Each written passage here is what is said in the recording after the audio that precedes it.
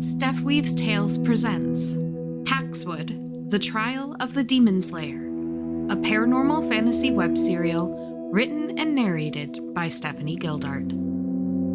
Episode 5, Putting Your Guard Up.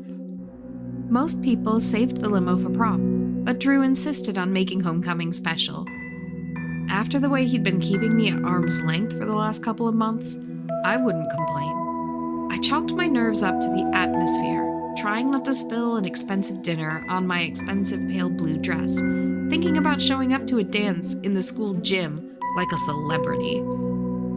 I never once clocked the driver or my date as demonically possessed. Not even when we came to a stop at a quiet spot along a riverbank. Not the high school. "What's this?" I asked, looking out the window. "A little privacy," Drew replied as he took out a black box wrapped in a red ribbon and offered it to me. "For a gift." My only guess was that he'd gotten a corsage and boutonniere set and saved it until now. I tugged at the ribbon, opened the box slowly. It didn't contain flowers. It contained an ornate, double-edged knife with an unsettlingly familiar motif. Curved ram's horns. Bruised purple leather wrapped around the grip. I'd seen the color and the horns, both worn by the allies of Varoriax who'd attacked me over the last couple of months. "What?" Drew snatched up the ceremonial knife and stabbed me. No. How could you be the one destined to slay Varoriax when you're this dense?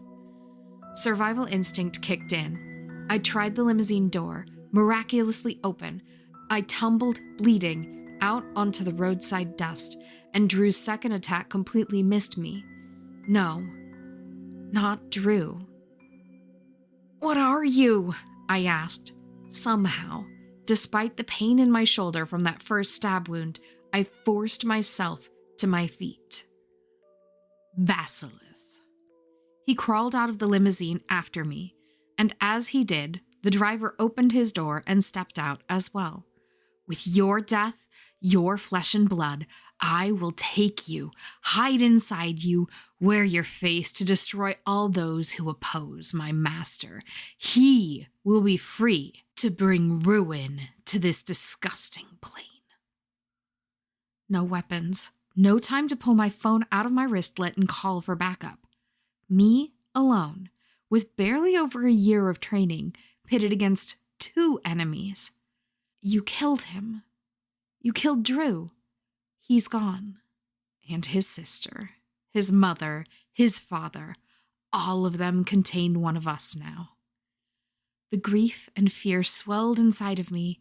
My heart hurt because it was still beating. My breath hitched because I was still breathing. This pain meant I was alive. And as long as I was alive, I would fight to keep these monsters from hurting anyone else. A new, steely resolve blossomed inside of me. When Vasilith, wearing Drew's skin, lunged for me again, I caught his wrist and twisted it. The knife fell to the dust. The driver came at me from behind with his own knife, stabbing me in the back. I fell to the ground and fumbled for Vasilith's knife. Vasilith pinned me face down in the dirt, but I slashed blindly at him. The wild, sharp bite of the blade startled him enough that his grip loosened. I rolled free, and the driver's next strike missed me. Did demons hate running water, or was that just vampires? I took a chance and kept backing away from the limo toward the riverbank. When the driver lunged at me again, I used a shoulder flip that Ellis had taught me, transferring the demon driver's own momentum into a throw.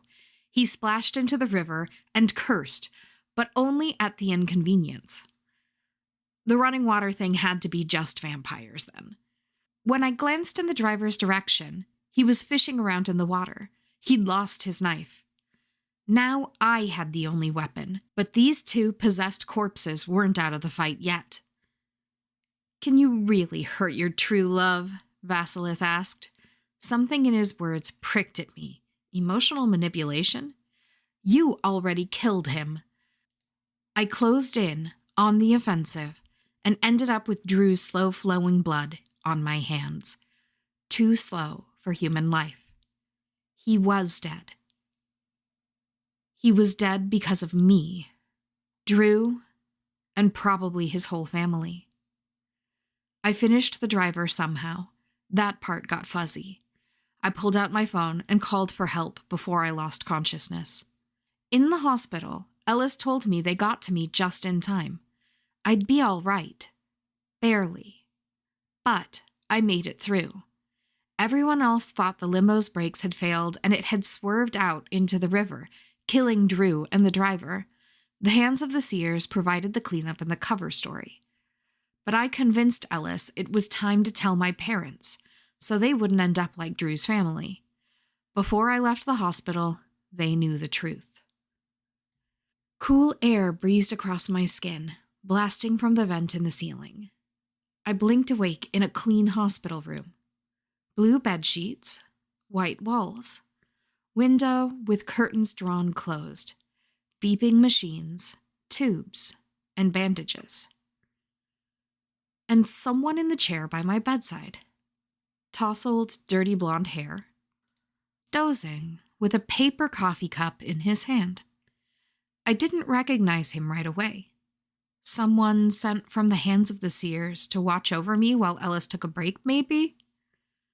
"You're going to spill that," I croaked. Then I coughed to clear my throat.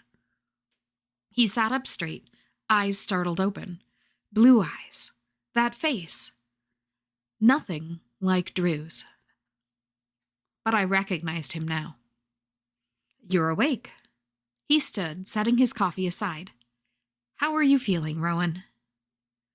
An echo of stabbing pain in my gut caught me off guard. I placed my hands on my midsection. But no. Both my arms moved at the shoulders, but only one hand ended up resting over the site of the phantom pain, a wound that had healed physically so long ago. The other... I looked at my bandaged arm. It ended just below the shoulder. Nothing else past that. Just this little stump. I looked from the end of my arm, over to Jeremy, then back. My arm's gone.